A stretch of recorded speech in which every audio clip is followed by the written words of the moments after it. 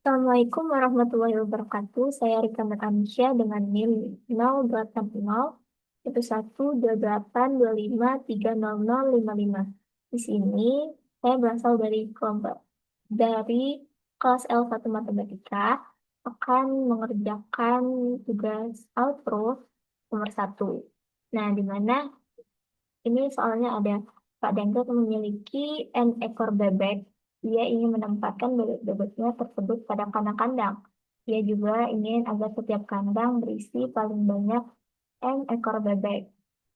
Nah, tentukan jumlah kandang paling sedikit yang diperlukan Pak Dengkot. Buat codingnya dalam bahasa C++.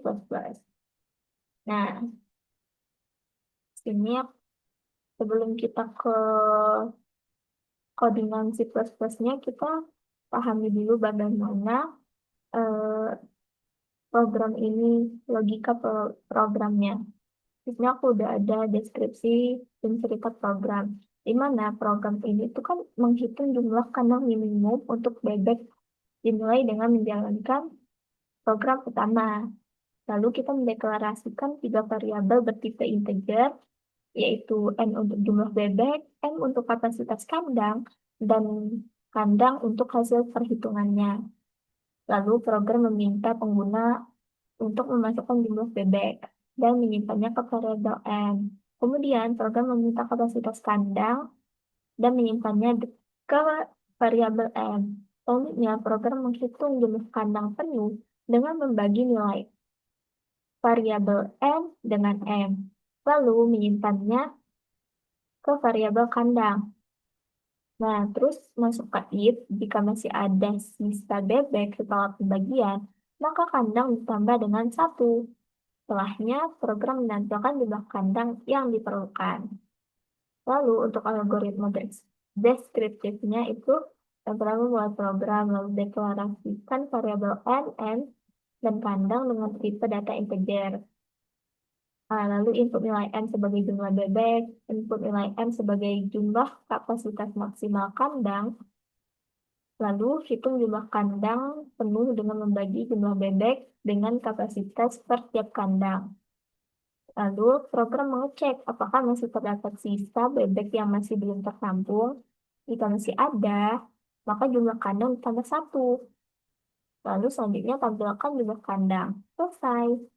Untuk flowchartnya ini kita mulai dengan start yang pakai simbol oval. Lalu kita input nilai n dan n dengan bentuk jajar bintang. Lalu masuk ke proses. Di mana di proses ini kita menghitung nilai kandang dengan nilai n dibagi dengan nilai n. Lalu kan lalu program ngecek apakah eh, n dibagi n itu hasilnya sama dengan 0. Kalau enggak, itu sisa pembaginya ya. Iya, ini sama dengan 0. Bentar. Iya, ini sisa pembagi. Bentar aku perbaikin.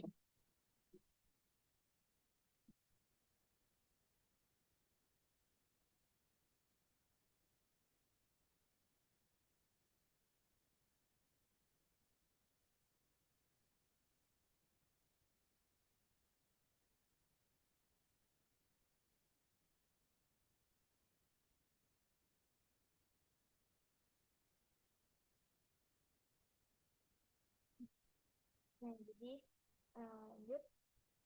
Ini tadi eh, sisa pembagi dari n dibagi n itu apakah sama dengan 0? Kalau enggak, maka ini harusnya ada false ya. Kalau enggak, maka kandangnya plus 1.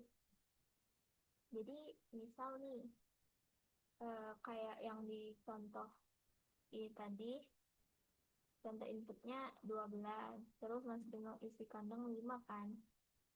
Nah, misal N12 terus ininya 5, jadi 12 dibagi 5 itu kan hasilnya 2. Nah, terus di sini dia ngecek 12 dibagi 5 itu sisa pembaginya sama dengan nol atau enggak? Enggak kan? Jadi kandang yang tadinya itu hanya 2, jadi plus 1. Jadi kandang sekarang itu 2 ditambah 1 yaitu 3. Terus udah deh cetak cetak kandang lalu selesai. Pakai oval. Lalu untuk proses tadi ini pakai persegi ya, dipanjang. Lalu untuk is tadi itu pakai belah ketupat. Ya, pakai bentuk belah ketupat.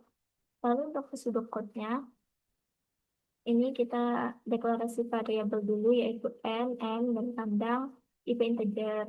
Lalu mulai program. Lalu kita nampilin masukkan jumlah bebek. Terus input eh,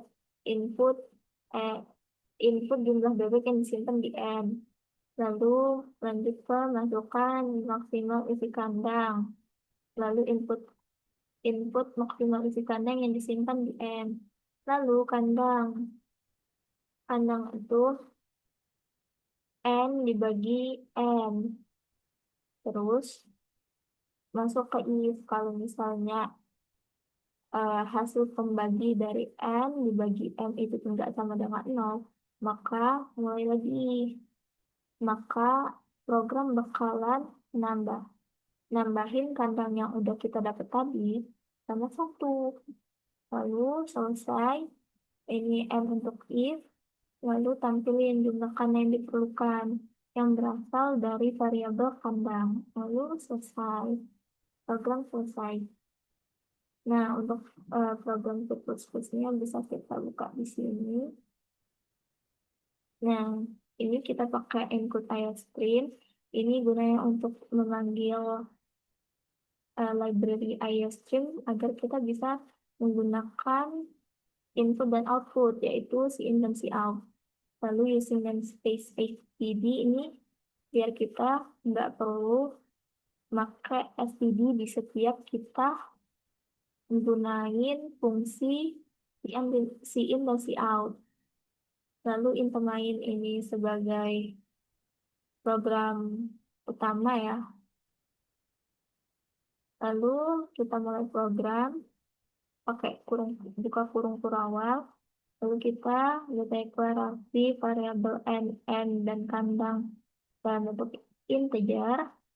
Lalu kita menampilkan masukkan jumlah bebek yang disimpan di variabel n. Lalu kita menampilkan masukkan maksimal isi kandang, input maksimal isi kandang yang disimpan di n. Lalu masuk ke proses di mana nilai kandang itu eh, yaitu nilai didapat dari nilai n dibagi dengan n. Terus masuk ke if. Eh, Kalau misal sisa pembagi dari n dibagi n itu enggak sama dengan 0, maka kandang yang udah kita dapat tadi ditambah dengan 1. Kalau udah selesai, ini titik kurawal tanda selesai dari if, lalu program nampilin jumlah kandang yang diperlukan yang berasal dari variabel kandang. Lalu tutup kurung kurawal ini untuk menutup program yang menandakan bahwa program udah selesai. Untuk run programnya, aku bakal liatin.